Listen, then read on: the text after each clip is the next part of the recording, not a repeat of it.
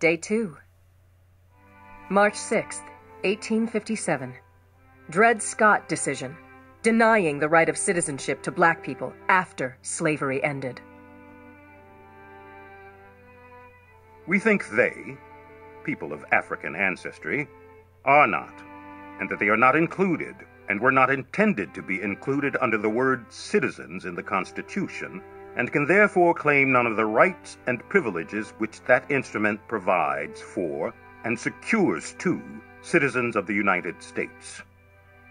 They had for more than a century before been regarded as beings of an inferior order and altogether unfit to associate with the white race, either in social or political relations, and so far inferior that they had no rights which the white man was bound to respect, and that the Negro might justly and lawfully be reduced to slavery.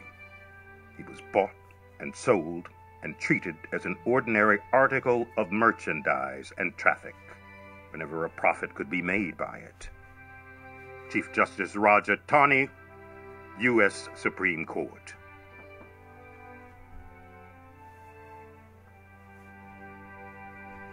This is the story of a husband and a wife, two enslaved people who both filed for freedom in circuit court in St. Louis, Missouri in 1846 and set off an 11-year odyssey that culminated in 1857 in the most infamous decision of the U.S. Supreme Court. Dred Scott was held as a slave by a family that moved him first to Alabama and then to Missouri. And then he was sold to another man named John Jemison, who took him to Wisconsin Territory, present-day Minnesota, where he was held at Fort Snelling. There he met Harriet Robinson, who was the slave of an Indian agent. They married, they had 2 daughters, and then John Jemison owned both of them and their children, took them back to St. Louis.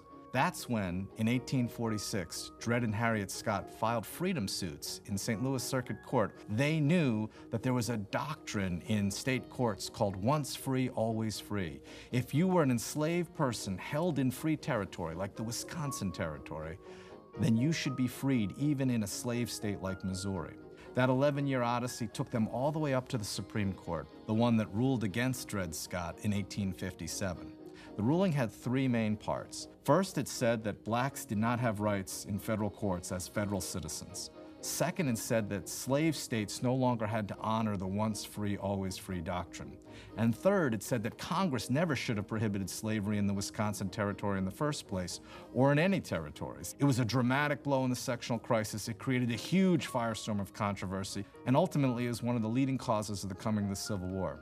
Even though the Scotts lost their case in court, they actually won their freedom. The children of Scott's original owners, some of them in St. Louis, had become anti-slavery.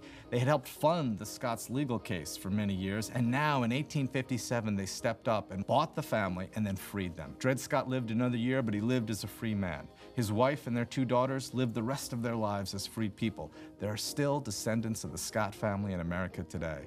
Despite the tragedy of the case and its infamous nature, there was a human triumph within it.